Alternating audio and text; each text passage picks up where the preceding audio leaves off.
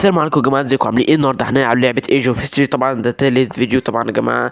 قبل ما نبدا متنسوش تعملوا لايك واشتراك عشان يوصلكم كل جديد. طبعا دي اخر حاجه كنا وصلنا لها. طبعا يا جماعه ايه رايكم في البيئه؟ طبعا انتوا عارفين يبقى في البيئه التحتيه مهتم جدا، بحب البيئه التحتيه قوي. طبعا يا جماعه انا المركز الاول طبعا على البنيه التحتيه. يعني بص الفرق بيني وبين امريكا، يعني طبعا فرق قليل، فرق كبير بيننا وبين امريكا. طبعا يا جماعة آخر حاجة كنا وصلنا، طبعا احنا كنا خدنا نص تركيا. نقدر نبيع، خلينا نعمل بنية تحتية.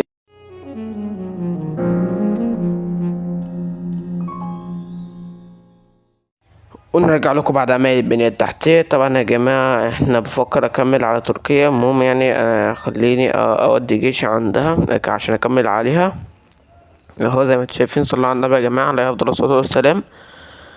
المهم يعني الهدنة، خليني اشغل الجيش اللي بيتحكم بيه الذكاء الاصطناعي عشان هنسى اكيد يعني. المهم هي عاملة تحالف مع الامارات. وطبعا بفكر بقى بحتل برضو اذربيجان عشان ايه، قبل ما ايران تحتلها.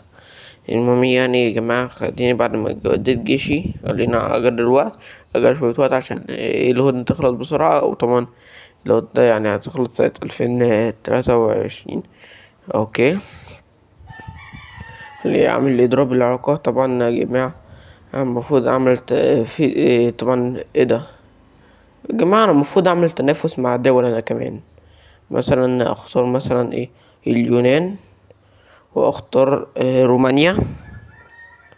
كده ماشي كده، عملنا خصوم. خلينا يا جماعة أطور ده ماشي. وبص، وعايز أطور ايه تاني؟ أطور أنهي حاجة يا جماعة؟ العسكري اللي هو السيطرة العسكرية يعني. خليها هي تطورها ولا يعني؟ يلا هي. واحد اتنين، كل واحد تلاتة وبعضها. طبعا ايه هنختار ايه؟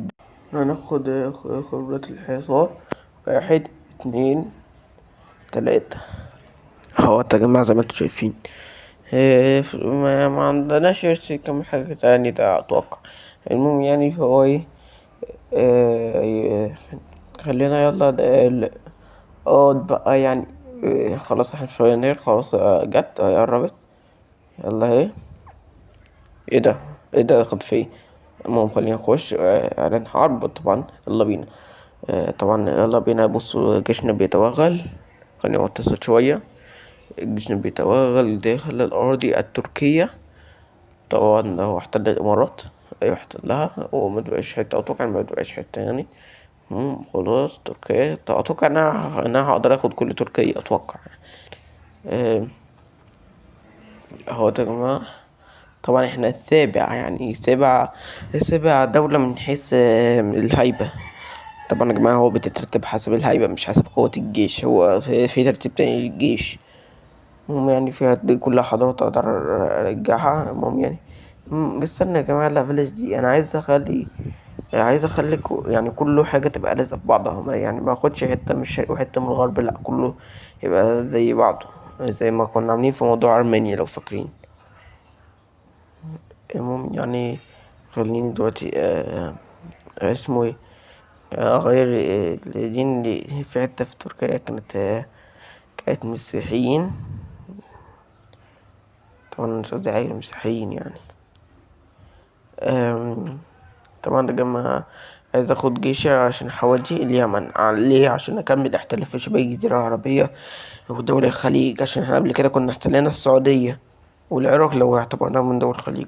هي العراق تقريبا تعتبر من دول الخليج المهم نقل. طبعا هي اليمن عاملة تحالفات. هنشوف خلينا نوديها فين. هنا.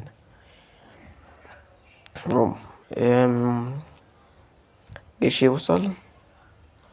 جيشي وصل. خلينا نشوف. عملت تحالف مع عمان. يلا مش مشكلة. طبعا يا جماعة هو احنا ابتدينا هيحتل في عمان. طبعا احنا كان جيش يمن ولا ايه. طبعا جيشنا قوي فاحتلناها بسرعة. كان ياخد كل حاجة ممكن ناخدها. وطبعا نعمل اللي هو طبعا يا جماعة البنية بتاعتي هعملها بسرعة، معلش سامحوني.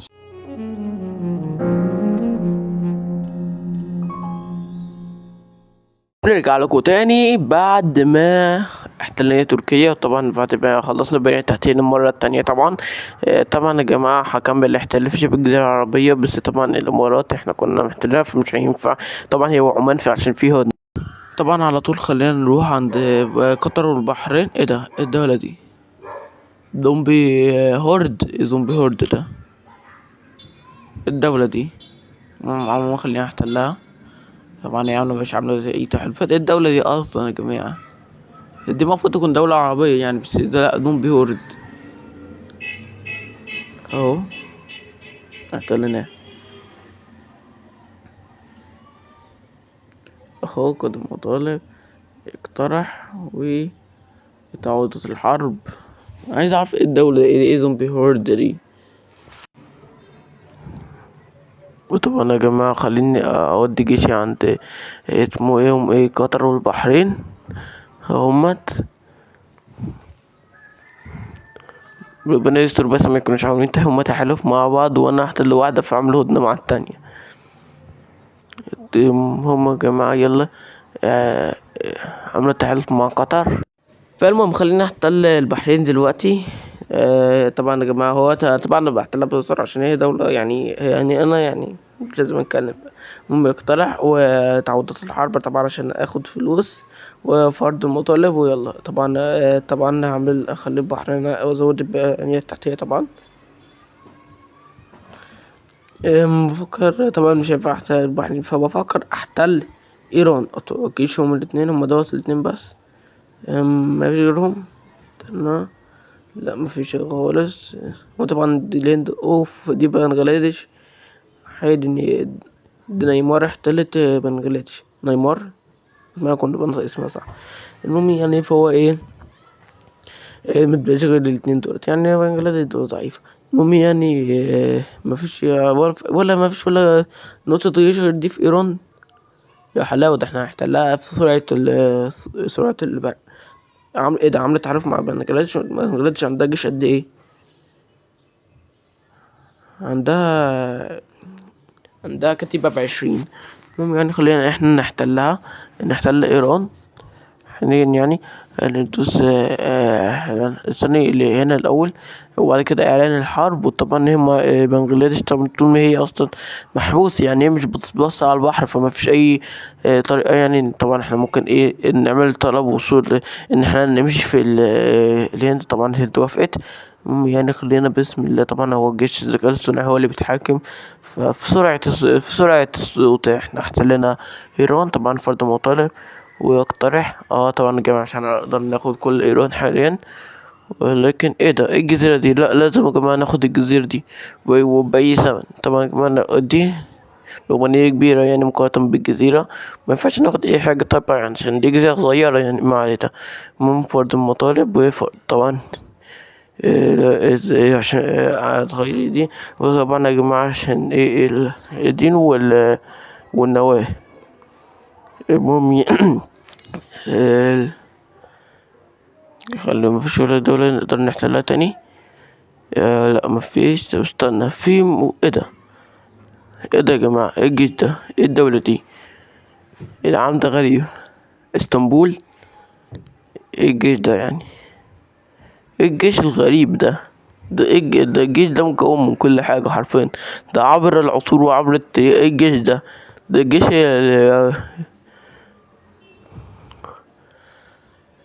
يعني. طب هي تركيا في حالة حرب مع مين؟ يعني دي مين دولت اللي بيحتلوا تركيا؟ طبعا احنا كنا ما قدرناش نكمل تركيا، ولكن يعني ايه ده يا جماعة؟ استنوا. ما هي مش في حالة حرب اهي، في ايه؟ المهم يعني خلينا نحتل احنا تركيا. اتوقع ان الهدنة خلصت ولا لا، مش عارف يا جماعة. طب خلينا البنية التحتية كالعادة.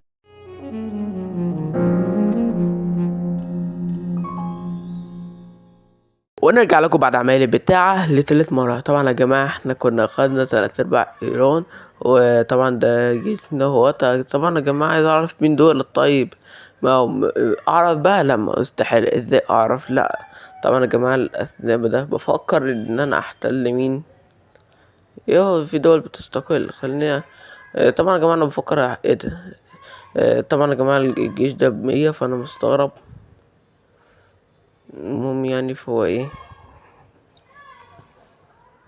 تركيا إعلان حرب. ويلا بينا بسم الله. طبعا يا جماعة احنا هنروح نحتل الإمارات. طبعا مش هنروح نحتل تركيا ذات نفسها. ليه؟ عشان هي أصلا محتلة بالدماء. طبعا يا جماعة فأنا أحتلها بقى من الإمارات. فيروح ايه اللي حصل، أروح أحتلتها. بس أنا عايز أعرف هما هيروحوا فين الجيش ده، يعني عايز أعرف برضو الجيش ده بتاع دولة ايه. طبعا يا جماعة زي ما انتوا شايفين اهوت. طبعا نحفظ اللعبة حاجة طبيعية يعني. على طول لازم تحفظ اللعبة عشان اوف كمية الدول اللي بقت في تركيا. يعني انا اشك اصلا ان هي دي اسمها ان دي بقى اسمها تركيا اصلا. دي بقى ما عادش اسمها تركيا. طبعا هو واقترح تعودت الحرب. يلا فرض المطار. هو يلا امشوا انتوا كمان بقى. دول قاعدين بقى دلوقتي موجودين يا جماعة. ايه ده؟ لازم اروح احتلهم انا. فين جيش؟ استنوا يا جماعة دول قاعدين بيحتلوا. يا حلاوة. تعالى يا جيش. انت قاعد بتتفرج. تعالى انت فين يا ابني؟ انت فين؟ لقيتك يا ابني. انت سايبهم كده قاعدين بيحتلوا فينا عادي. امال انت ايه لازمتك يعني؟ انا مشغلك ليه وليه؟ المهم يعني يا جماعة انا اسف يا جيش. تحيا مصر طبعا. آه يعني يا جماعة يعني سادس أكبر دولة، سادس أقوى دولة ده قاعد بيتفرج لسه يا جماعة. اهو ده بيحتلهم. روح انتوا بقى كملوا احتلال فيهم بقى، هم عشان هم قاعدين بيحتلوا فينا. خد حق. مش المفروض دلوقتي يختفوا بقى؟ الله ودي. انا المفروض انا اتحكم طبعا. ولسه في التالت ده كمان. يا حلاوة. تعالى يلا روح. تعالى. ها. تعالى كده. اهو. لسه في الحتة دي يعني ما. يلا. طبعا دولت كده خلصنا منهم. المهم يعني طبعا يا جماعة يعني احنا يعني دولتنا بقت أقوى يعني. وبص اقتصادها كان في أول الحلقة لو فاكرين كانوا 30. طبعا احنا لغاية دلوقتي يعني مش أقوى. طبعا احنا في ده مكناش كملناه عشان يبقى كمل 120 عشان يبقى 20 من كل حاجة. فيلا بينا. جيش جيش جيش جيش جيش جيش جيش. اهو 120 اهو. طبعا يا جماعة يعني خلينا. أنا عايز احتل دولت كلهم كده. هنغاريا او المجر. او هي المجر احسن ده كله. المهم يعني احنا فين اهو جيشنا. خلينا اول حاجة نروح نحتل البلقار. طبعا يا جماعة اهو البلقار. خلينا نودي جيشنا عند البلقار عشان نعرف نحتله. يلا طبعا تبع ايه ده؟ هما البلقار مش مسلمين؟ ولا كنت فاكرهم مسلمين؟ طبعا يا جماعة هما يعني ايه، عشان احنا كنا احتلال تركيا يعني. فهم قدروا يعني ان هما يكوا يعني عشان يقدروا يتحرروا من تركيا يعني اعلان حرب. ويلا على طول بقى نحتل.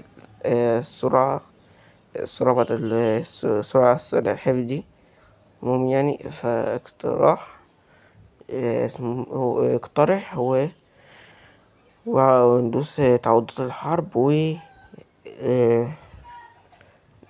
آه، طبعا خلينا نحتل كلهم يعني. نحتل اليونان. طبعا اليونان تركيا ما كانتش محتلاها كلها قبل كده فيعني مش مشكلة. المهم يعني ايه، او احتلنا عند سويسرا العربية جيشها جه اهو. المهم يعني اقتراح. وطبعا يعني اليونان بعيدة. المهم يعني بقى اكمل واحتل باقي الدول دي اللي هي تقريبا يعني كلهم يعتبروا يونانيين. طبعا يا جماعة اهو. ايه ده؟ هي دي مقدونيا الشمالية. ازاي؟ امال ايه اللي فوق دي؟ اول مرة اشوف المنظر ده في حياتي. المفروض ده جزء من اليونان يا جماعة. المهم يا جماعة يلا نكمل اعلان حرب عشان نحتلهم كلهم عشان نسيطر على المنطقة يعني. يعني وأصلا أنا تقريبا أتوقع إن أنا لو سبتهم هم أصلا هيحتلوا في بعضهم. طبعا الدول دي كده إن نبقى صداقة بقى وكده. لا أنا عايز أحتل لكم كلكم يا جماعة، عايز أحتل العالم كله طبعا. زي ما انتوا عارفين طبعا أنا عايز أحتل العالم كله اهوت. اه، احتلال اهو. يلا يقترح وبعد كده ندوس على تعويضات الحرب. المهم يعني دلوقتي ايه؟ دي كوسوفو. ايه ده، انا رحت فين؟ كازاخستان. لا انا عايزين نحتل مين بعد كده؟ عايزين بس كوسوفو. هي دي كوسوفو كان يحتلها. آه، ايه ده، مش كوسوفو. عايزين كوسوفو اعلان حرب، اعلان حرب. يلا يلا يا جيش، اتحرك، اتحرك يا عم. طبعا بفكر احتلها. طبعا يا جماعة طلب وصول عسكري رفض. طب يا جماعة بفكر احتل اللي هي المجر او هنغاريا. ممكن انا عارف ايه اللي هيخليها ترتاح. القنبلة الذرية. عشان اللي هي النووي يعني. طبعا أول صاروخ نووي هنحذفه في حياتنا هنحذفه على كسوفه. طبعا عشان احنا ايه مش عارفين نتحرك. طب يا جماعة يلا يعني لسه بنكمل. أو يلا خلينا بقى ندوس على اختيار محافظ ويلا. طبعا أصلا جيشهم جامد يعني مش قليل. لأ ايه ده، انت رايح فين يا عم؟ روح عند كسوف احتلها والنبي. اهوت وهي دي كسوف ممكن تحتلها بقى يعني بليز يعني. اوكي فين جيش ايه ده يا عم؟ انت رايح فين بالله عليك؟ رايح زومبي هورد دي. المهم رايح فين دلوقتي؟ شكله يسمع كلمة هيروح اهو روح. شطورة يا جيش. اهوت. ايه ده، هو كان ينفع نكمل الاول يا جماعة؟ ما كنت تقول ايه جيش الذكاء الاصطناعي ده ده جيش الذكاء الاصطناعي معوق. ايه ده يا جماعة؟ المهم بيقترح. وطبعا انا ان حرر تركيا استفدناها يعني. المهم يعني ايه، كلام بالتأكيد. طبعا يا جماعة هي دي مصر. طبعا النقطة الصغيرة دي هي احنا وسط دولت كلهم. هل جيشنا ما هيقدر يتحرك؟ ايوه ما هو اصلا احنا عادي نتحرك. اصلا انا كنت فاكر ان احنا مش عادي. طبعا يا جماعة زي ما انتم شايفين احنا يعني ما متوسعناش اوي الحلقة دي مقارنة بالحلقتين اللي فاتوا. بس طبعا البنية التحتية اللي رابع مرة.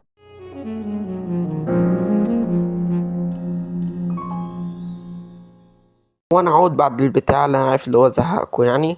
المهم يعني دلوقتي احنا بقينا في المركز الكام يعني؟ المركز الخامس من الهيبة. طبعا يا جماعة يعني عدد السكان، ومحافظات. طبعا يا جماعة يعني اقتصادنا قوي يعني. طبعا يا جماعة لو بصيتوا في أول الحلقة وقارنتوا الاقتصاد، فالاقتصاد بتاعنا يعني اتطور جدا رغم ان احنا يعني ما عملناش حاجات كتيرة فيه. ده احنا ما طورناش حاجة في العاصمة اللي لازم تتطور على الآخر. ما عندهاش فلوس. الفلوس خلصت في ثانية. طبعا أكتر طريقة تهدر بيها فلوس، ولكن أكتر طريقة برضو بتزود الاقتصاد. يعني هي بتضيع فلوس ولكن بتزود الاقتصاد.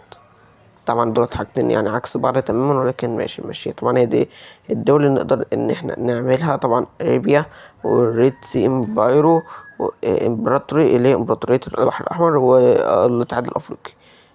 ايه عربية دي؟ عربية. وطبعا دي أمريكا مش عارف اللي جه من عندها بس ماشي. وهي دي طبعا دي البرتغال احتلت شمال المغرب. طبعا دي البرتغال. وطبعا دي هي بريطانيا. طبعا انت هتقول لي اللي جنب بريطانيا؟ طبعا دي جبل طارق. طبعا هي تبع بريطانيا. ويلا طبعا يا جماعة نكمل احتلالات. طبعا يا جماعة انا بفكر احتل مين. طبعا انا يا جماعة بفكر اعمل جيش جديد. ده غير كافي. خلاص مش هنعمل حاجة. طبعا يا جماعة نستنى يتملى عندها فلوس شوية ونرجع نحاول نعمل تاني. اتوقع ان الفلوس دي حلوة يعني. اظن هي تقدر ان هي تعمل يعني. اختار المحافظة دي مثلا ويلا. ابني ابني ابني ابني ابني ابني ابني.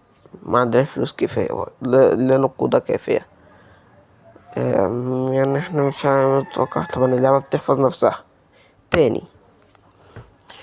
المهم يعني يا جماعة، فهو طبعا الهدنة خلصت بينا وبين مين. طبعا يا جماعة استنى، وعايز اطور اي حاجة طبعا طريقة نضيع فيها فلوسنا، ولكن يعني بص اقتصادنا لو اخدتوا بالكم من الرقم يعني هتلاقوا ان هو مش الفلوس، لا الفلوس اللي تحتيه اللي هو يعني بتاخد تقريبا دي المرتبات المهم بتزيد يعني زي ما انتوا شايفين. عموما يعني فهو ايه، طبعا مقدونيا الهدنة اللي بيننا احنا ومقدونيا خلصت. طبعا احنا المركز الخامس، يعني بصوا احنا يعني حاجة كبيرة خالص. طبعا يا جماعة نحتل مين يا ترى؟ طبعا يا جماعة استنوا هنغاريا طبعا محتلة مناطق كتير. طبعا يا جماعة دي اللي هي ميزات الحضارات. طبعا اهو زي ما انتم شايفين. ايه ده قليل الاقتصاد، هو قليل الموضوع ده قليل الاقتصاد ولا بيزودوه؟ مفتوح الإرث. طب هو بيزودهوش من اللي قبليه كان ناقص. المهم يعني احنا مش بنقرا، انا مش بقرا حاجات ايه تبقى كاش. المهم البيانات تحتية طبعا الحمد لله أول مرة ألاقيها كلهم معمولين من غير حاجة يعني. المهم يعني خليني أودي جيشي والجيش التاني برضه دي بعشقها. كنت عارفين بفكر احتل مين اللي هو جورجيا والحتت اللي تحت روسيا دي، عشان طبعا احسس ان دولت يعني ما فيش منهم امل. يعني حاسس ان هم اولا صغيرين، ثانيا يعني دي مع دول المجر يعني اللي بسم الله ما شاء الله عامله تحالف مع روسيا، فمش هنقدر نحتلها عشان دي روسيا برضه في الاول وفي الاخر يعني روسيا. يعني برضه يعني اتوقع ان روسيا ممكن تخسرنا يعني لو دخلنا معاها في حرب. المهم يعني وجيشنا. طبعا يا جماعة لو عندكم أي نصايح في الليلة، بقول لكم إيه، بفكر أحتل الدولتين في نفس الوقت، إيران وجورجيا. طبعا اسمها غريب جورجيا. آه خليني يلا أعمل إعلان حرب، وفي نفس الوقت أروح عند جورجيا وأعمل عندها برضو إعلان حرب. سبحان الله، عاملة مع تحالف مع بيلاروسيا، مش مشكلة. المهم أول واحد يخلص يروح يساعد التاني. طبعا يا جماعة جيشنا رايح الاتنين طبعا. بيلاروسيا طبعا زي ما انتوا شايفين طبعا يقترح لإيران. احنا نقدر كده نكمل احتلال في إيران، وفي وادي مطلب يلا خلينا نكمل في جورجيا بقى. جورجيا وخلصنا احتلال في جورجيا. اسمها غريب يعني جورجيا، مش انا اللي سميتها. ممكن ده الدولة زي شايفين الدولة الصغنونة دي اللي اتوقع يعني ان في الحقيقة مش موجودة. يلا بينا احتل اهو. البنية التحتية كالعادة. سوري يا جماعة.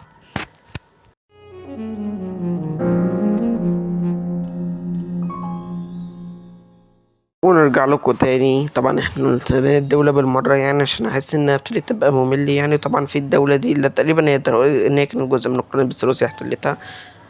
طبعا هو مش مورينا يعني الحتة اللي روسيا احتلتها من اوكرانيا.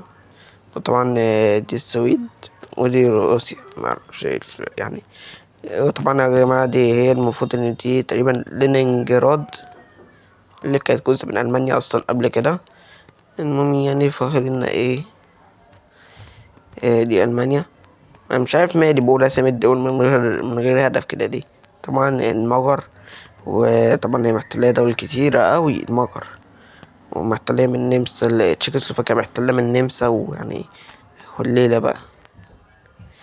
عموما يعني يا جماعة احنا بعد ما احتلينا ده كله خلينا يا جماعة نودي جيشنا عشان نكمل على ألبانيا. اهو هي دي ألبانيا.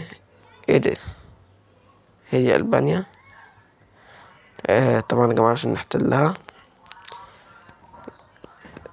طبعا يا جماعة خليكم عارفين يا جماعة ان انا لما بحتل بلد يعني انا مش قصدي حاجة يعني شعبها انا، يعني هو كل شعوب الدول هي يعني كلهم على عين والراس. المهم يعني هي طبعا دخل معايا قلية يحتل ألبانيا. طبعا هي عملت تحالف مع جمهورية وسط أفريقيا.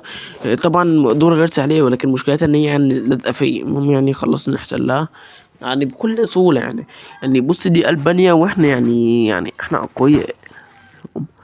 اقتراح. وطبعا بص اخواتي شكلها غريب، يعني خلينا بقى بعد كده ايه نستورد الحرب. وبسم الله والله بينا. طبعا ايه يا جماعة لينا ان احنا البنية التحتية، لا دي سريعة هنعملها بسرعة مش لازم مع جري الوقت. المهم يعني يا جماعة، وفي ايه يا جماعة، ايه المدينة اللي واخدة 10 دي، 10 درجات للبنية التحتية. طبعا يا جماعة بقى الدول يعني البنية التحتية بتاعتهم متطورة جدا. طبعا الهند عملت تنافس معايا الهند.